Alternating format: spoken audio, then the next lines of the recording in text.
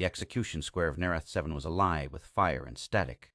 Towering pylons crackled with arcs of blue-white energy, casting the shadows of hundreds of kneeling prisoners against the scorched ground. The air reeked of ozone and burnt flesh. Neural collars on every neck pulsed in a sickening rhythm, each flash a silent promise of pain or death. The guards, armored insectoids with blades for arms, stood in concentric rings around the captives. Above them, on a raised platform of black alloy, Warden Scarvorn surveyed the scene with a predator's patience. His segmented jaw flexed in satisfaction as his multifaceted eyes scanned the crowd. In the center of the front row, kneeling between a two-headed reptilian brute and a hulking metal-spined beast, was Darius Vale. Once he had been a ghost in the networks of alien war machines, a human special operations hacker who slipped through firewalls like smoke.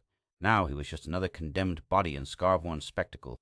The warden's voice boomed through hidden speakers, vibrating in Darius's bones. Today, the infection is cauterized. The unworthy will be expunged. Darius didn't look up. His gaze was fixed, unblinking, on the warden. Memories bled into the present burning sky over Trammel Ridge, the screams from his comms channel as Helion Station fell. The moment he saw Scarvorn's talons close around his sister's throat, his fingers twitched against the grit beneath him. A low hum built in the collars as the pylons surged higher. Prisoners began to tremble, not from fear, but from the involuntary spasms that rolled through their muscles. The reptilian brute beside Darius snarled, foam flecking its scaled jaws. Darius could feel the familiar itch in the back of his mind, the strange, dangerous gift he had been born with. Honed through years of cyber warfare, he could sense the pulse of the collars, the mechanical synapses firing in rigid, programmed patterns. They were just signals. Signals could be broken. Scarvorn raised a claw, a silent cue. The execution command was seconds away. Darius exhaled slowly, drawing the world into a narrow tunnel of sound and heat. When the killing signal came, a wave of psychic static tore across the square. Hundreds convulsed at once, choked screams erupting into the heavy air. But where the pulse hit his own collar, Darius's mind flared like a blade cutting a wire. In the same breath, he reached sideways into the collar of the metal-spined beast to his right. For 3 long seconds he rolled the signal, found its pattern, and inverted it. The control thread snapped. His own collar went dead, as did the beast's. The world roared back into focus. The beast's red eyes widened in confusion, then narrowed into something worse. It swung its head toward him, barbed ridges clicking. "You!" it growled, voice raw from disuse. The words were more felt than heard, vibrating through some buried neural channel. Darius met its gaze. "Not now." The creature's breath steamed in the cold air. "You freed me. I broke your chain," Darius said. "Whether you waste it is your choice." Around them, prisoners dropped lifeless, bodies hitting the ground like sacks of wet sand. The guards surged inward, their arm blades glinting. One aimed a strike at the beast's neck. Without hesitation, the beast moved, not away from Darius, but into the path of the attack. Metal shrieked against bone. The guards staggered, and the beast ripped its attacker apart in a spray of dark ichor. Chaos rippled outward. Other prisoners thrashed, either dying or seizing the distraction to fight. Darius pushed to his feet, grabbing the fallen guard's blade weapon. The beast tore through 2 more alien soldiers, goring one and hurling the other into a pylon. Sparks cascaded into the melee. "Go!" the beast snarled, not looking at him. "Before they close the gates!" Darius's eyes flicked to the platform. Scarvorn was watching him now, head tilted slightly, as if studying a curious insect. The warden didn't move to stop him. That was worse. Darius ducked under a guard's swing, drove the blade into a gap in its armor, and rolled toward the shadow of the western wall. Behind him, the beast's roars and the shriek of alien weapons merged into a single deafening storm. At the edge of the square, a gate of black alloy was grinding shut. He sprinted, boots slipping in blood and dust, every muscle screaming. A guard dropped from above, blocking his path. Darius didn't break stride. He rammed the blade up under his chin, feeling the jolt as its body went limp. He dove under the descending gate, the edge grazing his shoulder. On the other side was a narrow causeway over a pit of seething energy, the hum of its power thrumming in his skull. He didn't stop until he reached the shadows of the outer yard, pressing himself against the cold stone. The screams behind him were fading, replaced by the measured stomp of boots and the clatter of restraining chains. Somewhere in that square, the beast he had freed was still fighting. Darius knew it wouldn't last. He looked back once, saw the glow of the pylons dimming, the acrid smoke curling into the low clouds. "You freed me. Why?" the beast's voice echoed in his memory. His answer had been instinctive, but it rang truer now than it had in that moment. He whispered it again, to himself and to the dead air, to start something you don't dare dream of.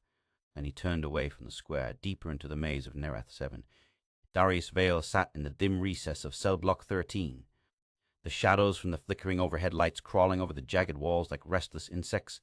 The cold of Nereth 7 seeped into his bones, a damp, metallic chill that never let go. He kept his eyes half-lidded as if in defeat, but inside his mind the storm was constant. They called him the Ghost, once an invisible knife in the networks of alien war machines. Entire armadas had buckled under his code strikes, ships falling silent mid-battle, their weapons frozen, as if a phantom hand had clenched them shut. But that was before Scarvorn, before Hellion Station, before the smell of burning steel and human flesh became the foundation of every memory. He could still see it clearly, the black sky over Trammel Ridge, lit by the plasma fire from Scarvorn's forces. He had been in the comms room when the screams broke through, high and desperate, his sister's voice barely audible over the static. "Darius!" "They're here!" And then nothing but the wet snap of bones over an open channel. That day, something in him had gone silent. The man who obeyed orders died alongside her. The Ghost remained. He had gone off script after that, bypassing command protocols to hunt Scarvorn's supply convoys, bleeding the Warden's forces one transport at a time. It had been precise work, but not enough.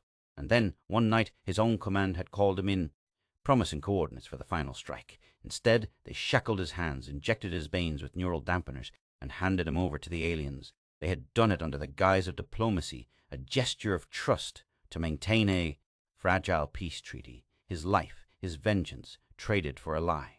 The shuttle ride to Nereth 7 had been silent except for the thrum of the engines and the hiss of his own breathing.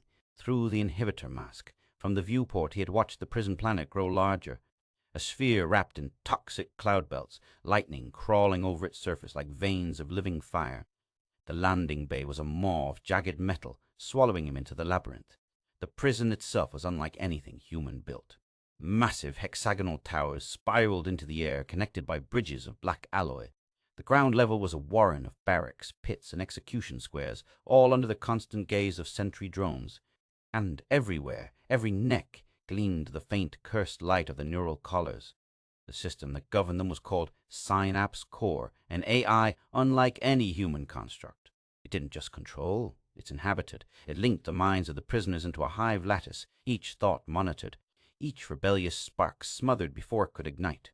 The result was obedience, not out of fear, but because resistance itself became impossible. Scarvorn stood at the top of that architecture, the sole warden of this living machine, using Synapse Core like a puppeteer pulling on flesh and blood strings. The first time Darius felt it in his mind, it was like cold oil running through his veins. Thoughts, not his own, slid in at the edges, pressing against his will. His ability, his dangerous, cursed talent had flared instinctively, and he had slammed those invasive whispers back into silence. That moment told him two things. The collars could be broken, and he could be the one to break them. Escape, on its own, would mean nothing. Nereth 7 was a black hole of forgotten lives, even if he made it off-world. Scarvorn would remain, continuing the cycle. No! His path was singular. Dismantle Synapse Core, tear the hive apart from within, and kill Scarvorn in front of every creature he had ever enslaved. That was not hope. It was necessity. On his third day in cell block 13, an old prisoner shuffled toward him. The man's skin was weathered to leather, his eyes the pale color of dead seas. Metal rivets jutted from his skull where the collar had fused into bone years ago. He leaned on a bent rod that might have once been a weapon. "You're new," the old man said, his voice rasping like a dry saw. "And you've got that look, the one that says you think you're different." Darius didn't answer. The old man squatted in front of him, studying his face. "You want to kill the warden?" Darius's gaze lifted, a slow, deliberate movement. "Everyone wants to," the man went on, "but no one lives long enough to try twice." Darius's reply was quiet, but it cut through the stale air. "I won't need a second time." For a moment, the old man almost smiled. Then he shook his head and moved away, muttering something about graves and fools. That night, as the collars dimmed to their standby glow and the distant hum of Synapse Core filled the silence, Darius lay on the cold slab of his bunk, staring at the ceiling. The AI's presence was faint but constant, like the breathing of some massive beast coiled around the planet. He thought of Scarvorn's segmented jaw, the way those alien eyes had scanned the execution square. He pictured what it would look like when the warden realized the leash had snapped. In the dark, Darius's hands flexed unconsciously, remembering the feel of a signal's pulse under his mental grip. He could sense the faint currents in the metal around him, the gate locks, the surveillance eyes, the embedded tech and the collars of prisoners sleeping nearby. Each was a note in a vast, malignant song. If he could change the rhythm, he could change the ending.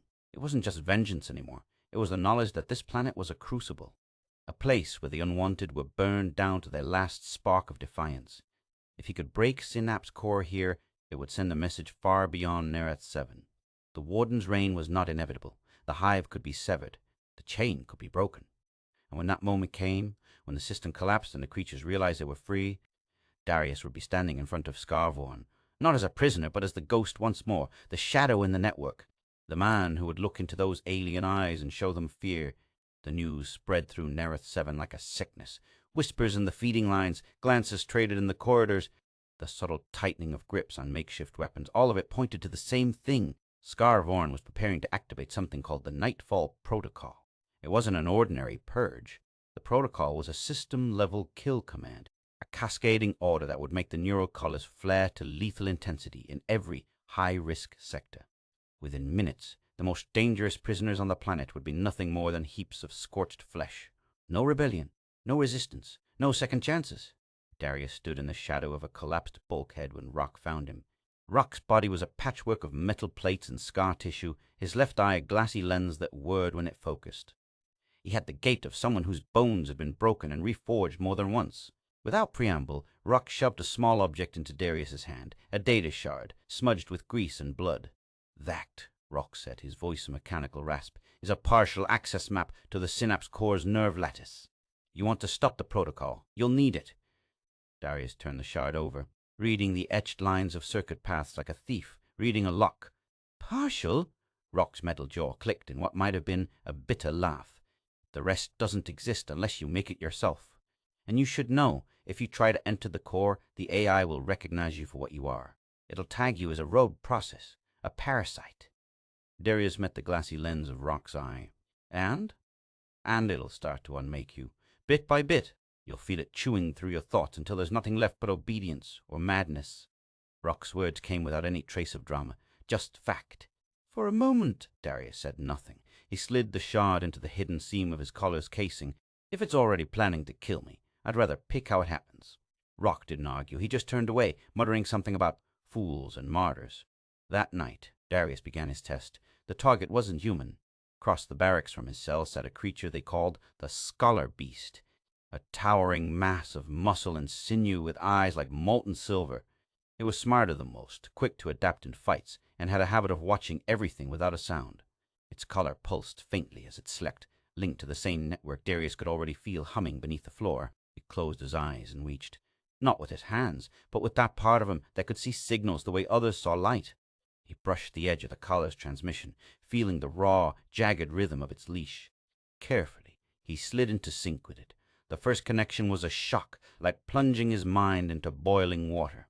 His heartbeat stumbled as something alien flooded his senses, a gnawing hunger so deep it was almost a physical pain, the thrill of the chase thrumming through heavy limbs, the simple, brutal pleasure of tearing through bone. Images flared, dark tunnels lit by bioluminescent moss, the taste of warm blood, the sound of prey's final breath.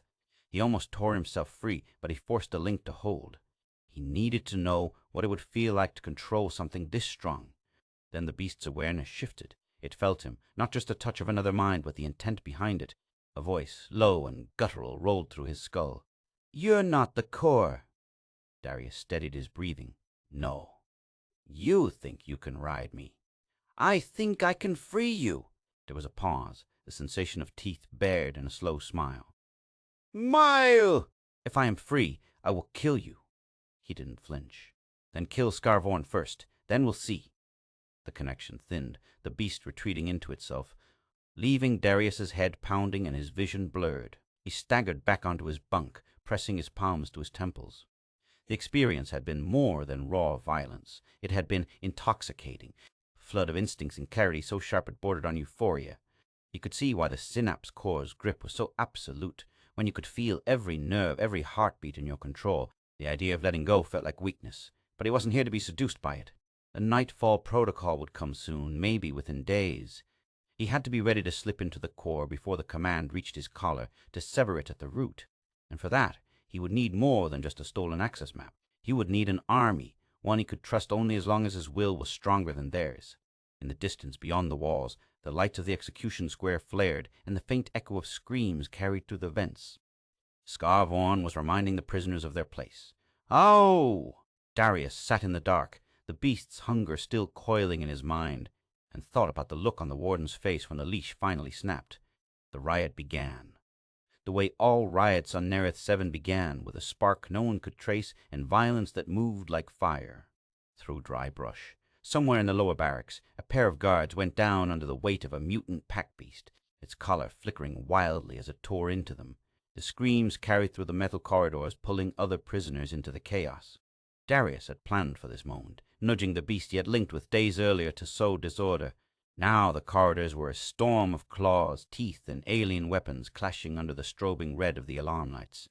He moved like a shadow through the confusion, his stolen guard armor smeared with grime and blood to break its shape. Every intersection was a gamble, the air thick with the scent of ozone from discharged pulse rifles. The Synapse Corps' surveillance drones zipped overhead, trying to regain control, but their attention was split. Every second they focused on quelling the riot brought him another step toward the Corps' control hub.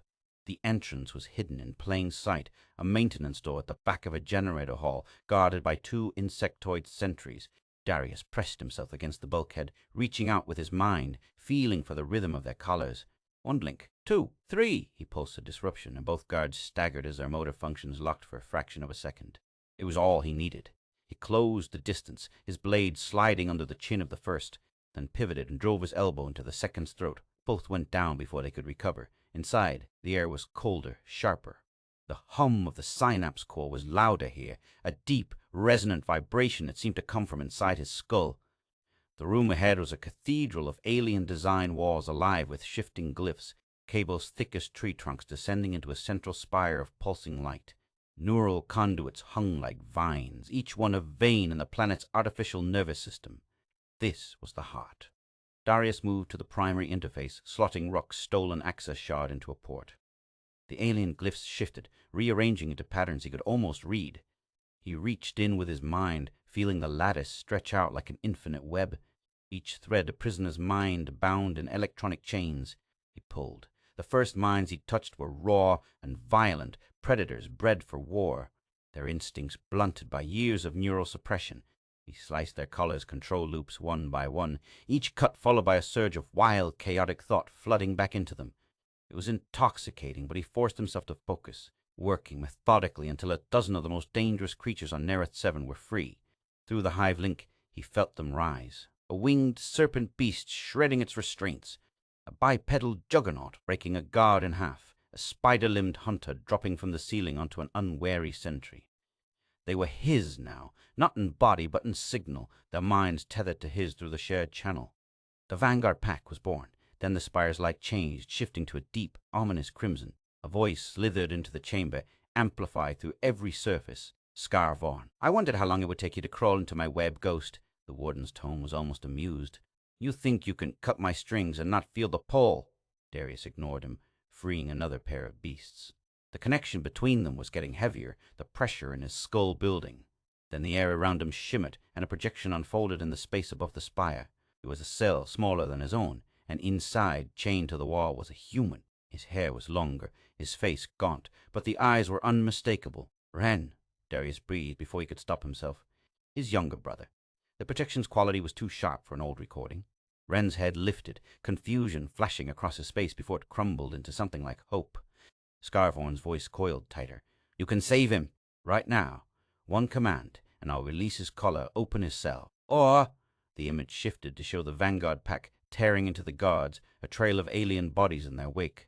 You can keep your pets, keep your little army, but they'll all die when the Nightfall Protocol completes in 7 minutes. Darius's fingers curled into fists. He could feel the beasts through the link, their breaths, their pounding hearts. He could also feel the pull toward his brother, the urge to smash the interface and force the core to open that cell. You can't have both, Ghost, Scarvorn said softly, almost kindly. Save your blood or save your beasts. Choose. For a heartbeat, the chamber was silent, but for the thrum of the core. Then Wren's voice, thin and ragged, came through the projection. "Darius, please." The pressure in Darius's skull became a spike, the weight of two futures grinding against each other. Through the link, one of the beasts sent a fragment of thought, a vision of Scarvorn broken and bleeding. It mingled with his memory of Wren as a boy, laughing in the corridors of Helion Station. Scarvorn pressed again, his tone tightening. "You have 5 minutes." Darius drew in a slow breath, the air burning in his lungs. He looked up at the projection, at his brother's face, and then at the spire of the synapse core. His voice, when it came, was steady, the steel in it cutting through the hum of the machinery. "Jai, I choose the thing that'll make you hurt more than death." His hands flew over the interface, ignoring the scream of static in his head. One by one, the beast's collars went dark, the mental link between them solidifying into a single, unstoppable current. He felt their exhilaration, their rage, and he fed it back to them, amplifying it until the pack moved like a single organism. Scarvorn's laughter was low, but it didn't hide the shift in his tone, just a thread of strain. "So be it. You've killed your brother yourself." The projection flickered, and Wren's image dissolved into static. Darius didn't look away from the spire, didn't let himself feel the jagged wound that had opened in his chest. He had no time for it. Not yet. The Vanguard pack roared in unison through the link, their triumph and hunger washing over him. He sent them a single command, one word racked in the iron of his will: F, forward. Somewhere above, alarm shifted pitch as the freed beasts tore deeper into the facility, heading straight for the command decks.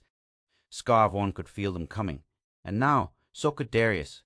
The first fracture in the warden's composure was faint, but Darius felt it like a hairline crack in a pane of glass. It was enough. The corridors leading to the central command station were a killing ground. Darius moved through them in silence, the Vanguard pack ahead of him cutting a swath through every alien guard, drone, and automated turret that Scarvorn could throw in their path. The air was heavy with smoke and scorched metal, lit in pulses by emergency strobes. Every step closer to the core, the hum of the synapse network grew louder, more insistent, like a drumbeat inside his skull. He could feel the AI's attention on him now, its focus narrowing as it realized the threat was no longer just a breach. It was an extinction-level event for its control. As the reinforced blast doors to the command station came into view, a deep, metallic chime rolled through the structure. Panels along the walls slid open to reveal a lattice of black crystal nodes, each one vibrating at a pitch that made his teeth ache. Then he felt it. The sudden spike in neural activity, the sharp sting in the air. Scarvorn's voice followed, cold and sure. "You've pushed too far, Ghost. Now you'll watch your army burn with the rest of them." The Luchi Shanghai dit. The destruction pulse grid came online. Its activation was unmistakable. Every collar on the planet began to resonate in unison, building toward a catastrophic discharge.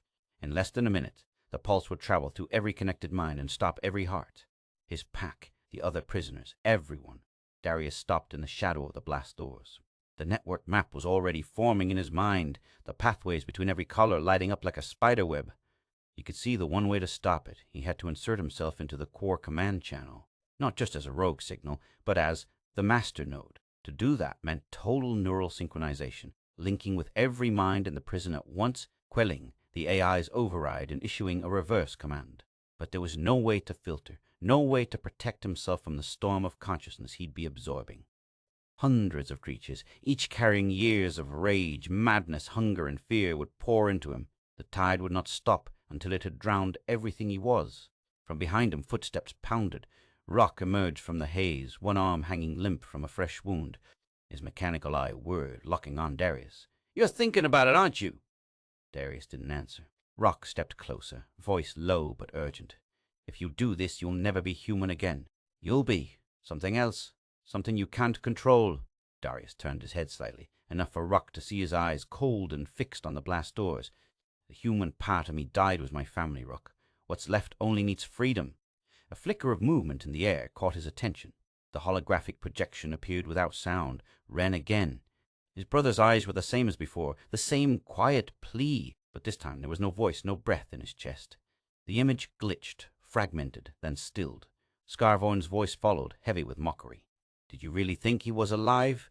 He died years ago on Helion Station like the rest of your blood. The image was mine, a tool, and you fell for it." For a moment Darius felt nothing. No rage, no grief. Just the final snap of a thread he had been holding on to without realizing it.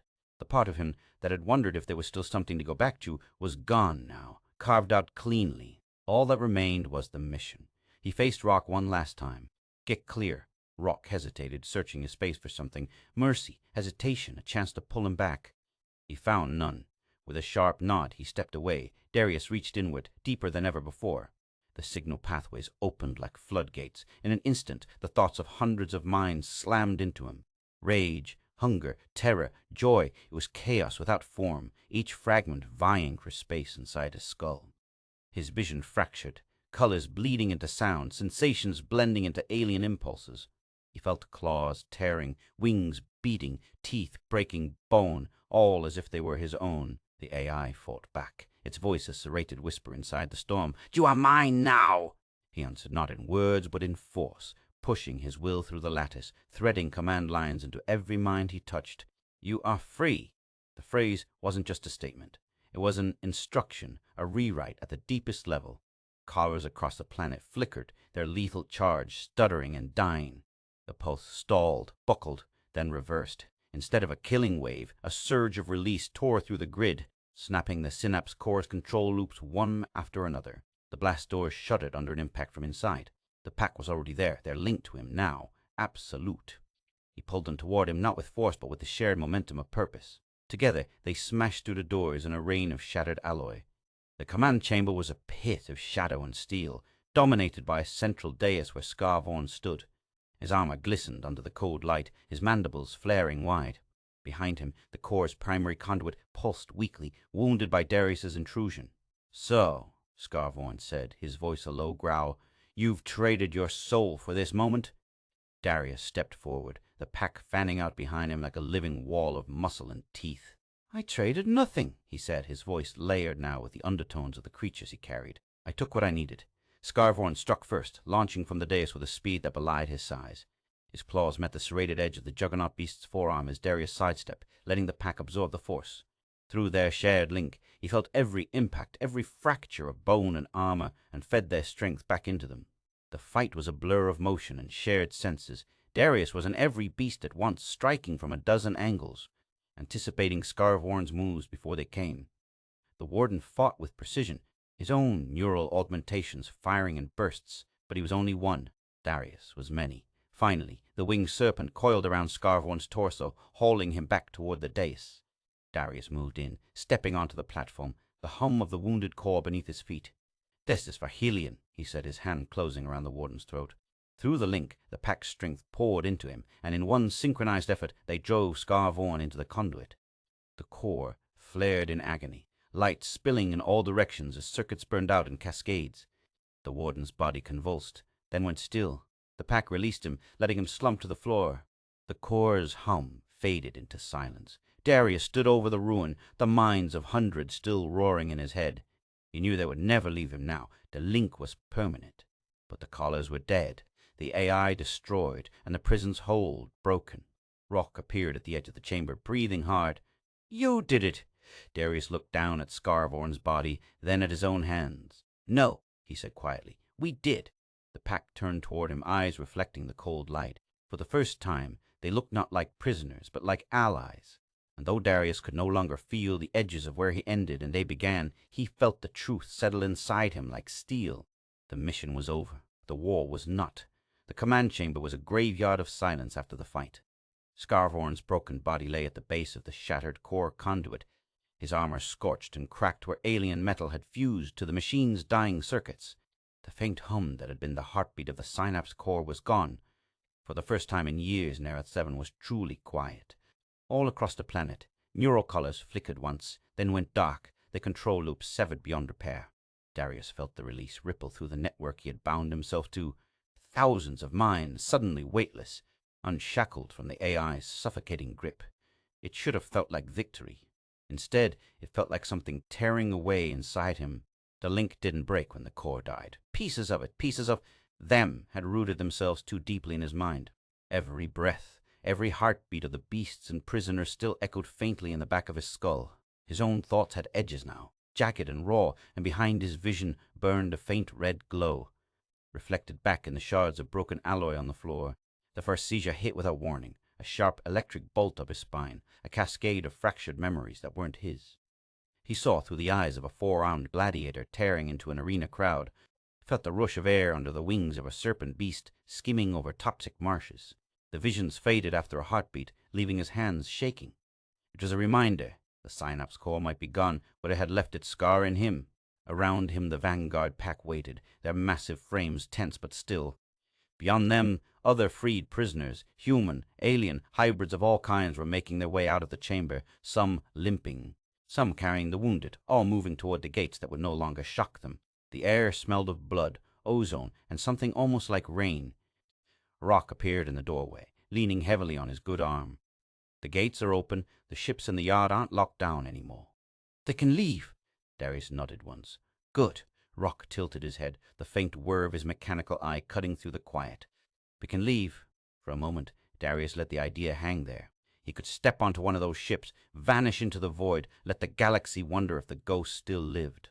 But his gaze drifted to the broken spire, to the wall still lined with cells, to the air that still carried the stench of what Nereth 7 had been. No, he said finally. They can leave. I'm staying. Rock frowned. Staying? For what? There's nothing here but ruin. That's exactly what's here, Darius said, his voice low. Ruin, and the kind of people who have nowhere else to go. This place can be something else now. He could feel the pack through the link, their curiosity and wariness mingling. They were killers, but they were also survivors. Without chains, they could vanish into the galaxy and become nightmares again. Or there could be something more. By the time the last transport lifted from the prison yard, only a handful remained. Rock, the vanguard beasts, and a scattering of ex-prisoners too hardened or too damaged to imagine a life outside. Together, they cleared the dead from the command chamber, stripped the core's remains for anything useful, and began sealing off the outer corridors. Days blurred into a new kind of routine. The collars were collected and melted down into scrap. Guard barracks were gutted and turned into living quarters. The old execution square was dismantled, its pylons repurposed into power relays. The prison's defenses were rebuilt, not to keep prisoners in, but to keep the galaxy out. The seizures came more often now, each one a jagged pulse of borrowed instincts. Sometimes it was rage, sometimes hunger, sometimes the cold, methodical patience of a predator stalking prey. He didn't fight them anymore. They were part of him, just as the beasts were part of him. The red glow in his eyes never faded. Rock noticed it, of course. You're not the same, he said one night, watching Darius work on a jury-rigged transmitter. I'm not supposed to be, Darius replied without looking up. The man who came here died a long time ago. And what are you now? Darius tightened the last bolt and straightened, meeting Rook's gaze. Necessary. Word began to spread. Carried by smugglers and mercenaries, Nereth 7 was no longer a death sentence. It was a refuge for the unwanted, the hunted, the ones no faction claimed. Dangerous, yes, but under the rule of something, or someone even more dangerous. No one said his name. They didn't have to. Weeks after the last transport had gone, Darius found himself alone in the command chamber. The core's spire was gone, replaced by a makeshift throne of black alloy scavenged from Scarvorn's armor and the remains of the dais. It was crude, but solid, cold under his hands as he lowered himself into it. The chamber was quiet except for the distant hum of the generators and the faint, ever-present chorus in his mind. Through the shattered viewport, the horizon of Nereth 7 stretched in jagged silhouettes, the toxic clouds glowing faintly under the light of the planet's twin moons. Somewhere out there, in the shadows and the wastes, the beasts roamed free, not as prisoners, but as guardians of this new dominion. He leaned back, his fingers drumming once on the arm of the throne. The weight of what he had taken into himself pressed down on him, but it didn't crush him. Not yet. He had chosen this. His voice was barely above a whisper, but it carried in the vast chamber. Freedom is a gift, he said to no one and to everyone at once. But don't ask the price. They called him many things in the weeks and months that followed, though few dared to speak his true name.